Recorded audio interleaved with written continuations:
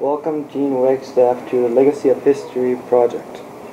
Can you share your parents' names and where they are from? Well, my father's name was Bernard Burke, B-O-U-R-Q-U-E. We pronounced it Burke. There is a French way of saying it, but I can't talk French. And he was born in Sluice Point, Nova Scotia, Yarmouth County. And my mother was Emily Gray, and she was born in Plymouth, Yarmouth County, Nova Scotia. Okay. What did your parents do for a living? I think my mother just worked on her father's farm until she was married, and then she had kids to look after. And Dad went, I don't know what he was called, but he sailed in the big old four-master boats, the great big ones, down to, way down south, Cuba and Venezuela. No, I don't know the name of the other places. But down that way, he was shipwrecked down there one time. And then he worked on a farm the rest of his life. Okay. Can you share about your siblings? Well, I had twin brothers born before I was born, but they both died. And then I had one brother 3 years after I was born. Okay. How old were your parents when you were born? My father was 33 and my mother was 27. Can you tell us more about your family? So when I was growing up, my father worked on a farm for a man, and we lived in a little house, very little house. No water, no bathroom, none of the pleasures of today. And there was a railway track that went right near our place. And my father one day was up hauling wet clover, and at that time they used an old steel-tired wagon. And I was only 3 or 4 years old. And I, of course, decided I wanted to go home. And the railway track was between my home and where my father was, so I went running, and at the same time the horses kind of jumped around, and I fell down anyway, and the wagon went over my hand and pushed those three fingers right back, broke one of them. And we used to walk on the railway track to go to a little store. And one day when I was walking on that, I saw a moose way up ahead of me on the track, so I had to turn around and go all the way back. I didn't want anything to do with that moose. And we lived there until I was about 11 years old, and then we moved into another house, and Dad went to work. Well, he worked in a warehouse at that time packing apples because we were living in the Annapolis Valley in Nova Scotia. And that house had no electricity or water either. No bathroom or anything. We only lived there a few years, and then we moved to another place where he worked on a bigger farm, and that was a better house.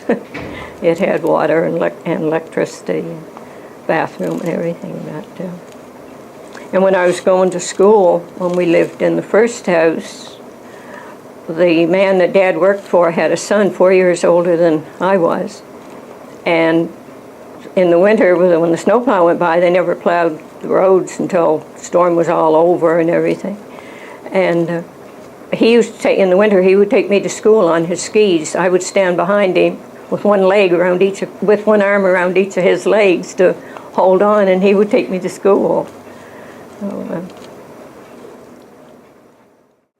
Can you describe your school environment? Well, it was a one-room school with, I think there were 10 grades, all in the one room and one teacher.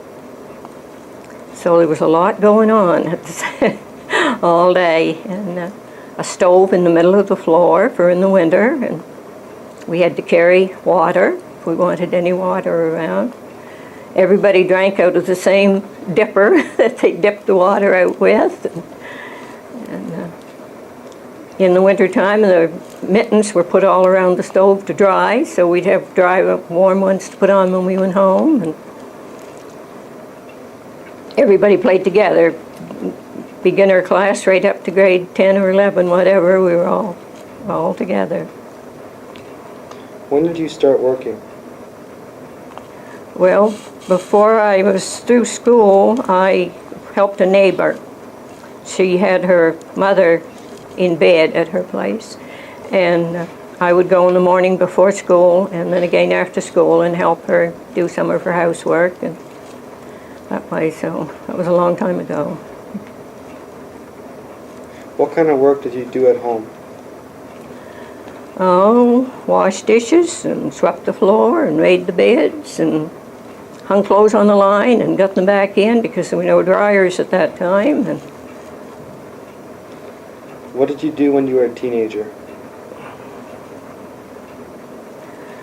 Well, besides going to school, a bunch of us would get together and play ball after school, and in the winter we'd go skating somewhere so we could find a little patch of ice. What did you do for your hobbies? Well, besides what I told you, I started knitting when I was about 14 years old for other people, and knit sweaters and socks, and I knit all day long now. I never stopped yet. And used to go in the summertime and go on, if I wasn't picking strawberries. When I first started picking strawberries, we picked them for half a cent a box, what we got for a box of berries. And we do that as long as there were berries. And I did pick apples too, because I lived in the Annapolis Valley and a lot of apples there. And go for bicycle rides around the country. And in the wintertime, we'd go skiing and skating. And if we didn't have any little pond of our own to skate on a Saturday night, we would walk 5 miles where there was a skating rink. And then we would walk back home unless somebody happened to come along and pick us up. In those days, you would pick up hitchhikers on the road better than you can now. And I used to read. I did read a lot, and still do. I guess that was about it. Did you get any presents for special occasions? Oh, yes, on Christmas and birthdays. I think that was all. We may have got things for Easter, too. I don't remember, but we just got clothes, mainly, and things that we needed. And, there would always be a few toys of some sort. Coloring books and crayons. I remember having those. And pencils and paper to mark on and things like that. A lot different than today. How did you meet your husband? He was working on a farm just a short distance from where I lived. Can you tell us about your wedding? Well, it wasn't much of it was a wedding, but it wasn't a big wedding like they have nowadays. Very small.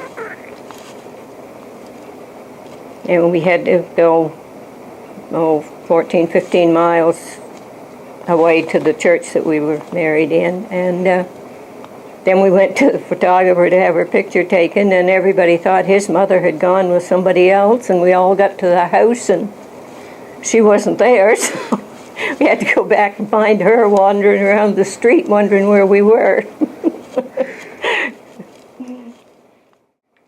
Did you work while you raised your kids? Some, not when they were real little, but when they were, the youngest one would have been probably 10 or 12 years old. I worked at the restaurant that used to be in Gemsag, in Irving. It was Gradge and a restaurant down there. And I worked in there, and then before that I worked, like at home, I lived near where a lot of summer people come to the cottages. And they didn't have any way of doing their own laundry, so they'd bring their laundry for me to do.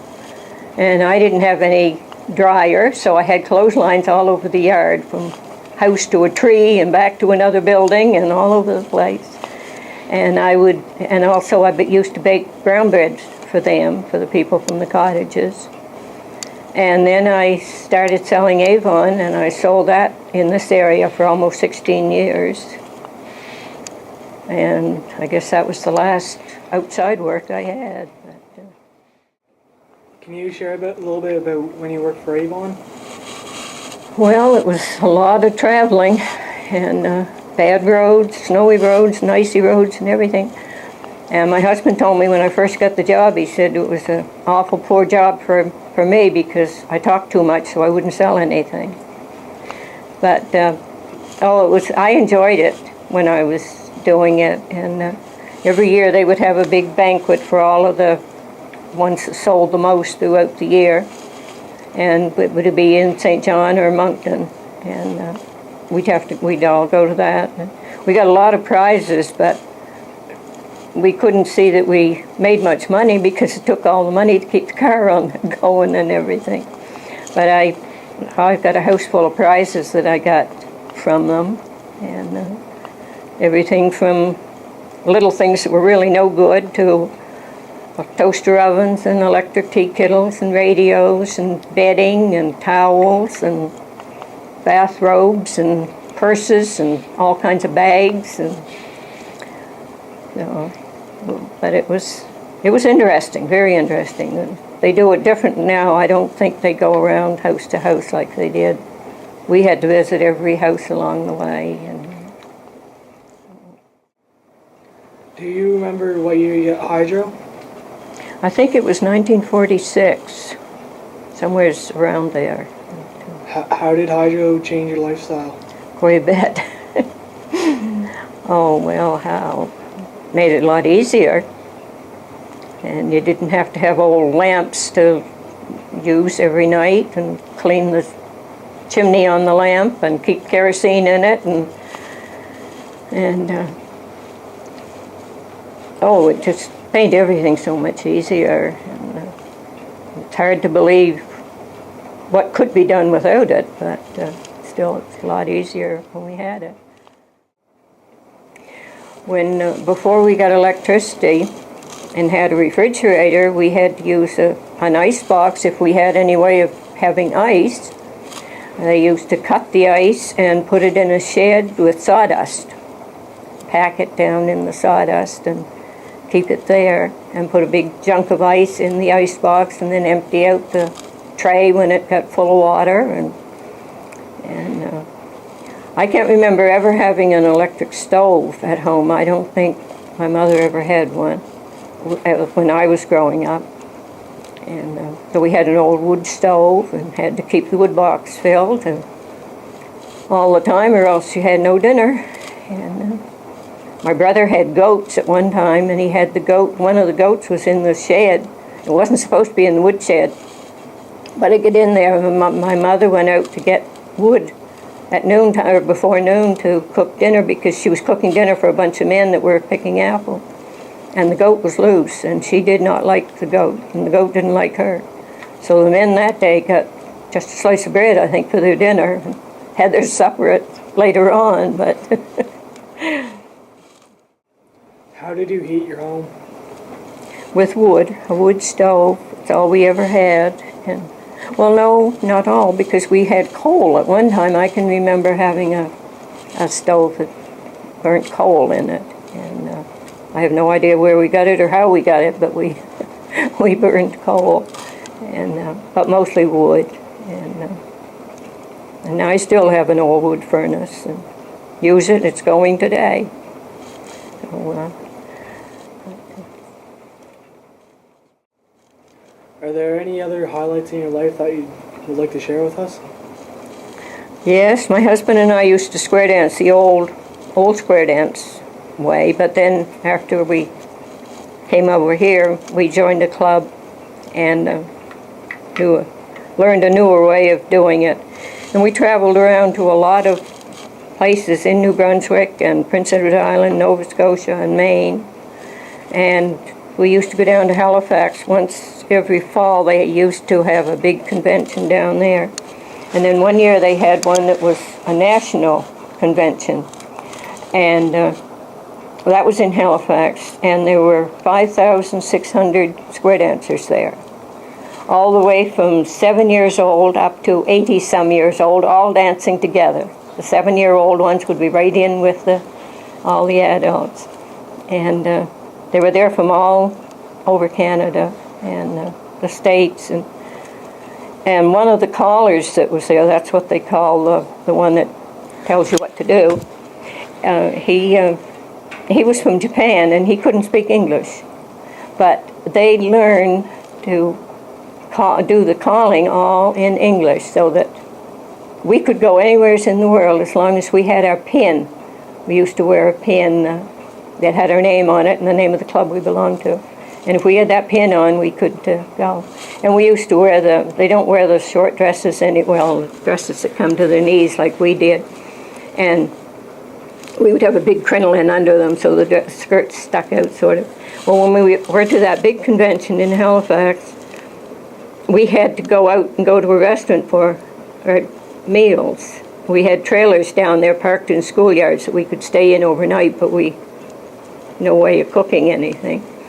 And one night we were on our way down, a whole bunch of us going down to the restaurant, and we saw this woman and little girl coming up towards us, and just before they got to us, the little girl said, "Look, Mommy, there's some more people in those funny clothes," because anyone thought we were crazy, and they still do, I guess, but we used to have a good time at that, and traveling around all over the place. And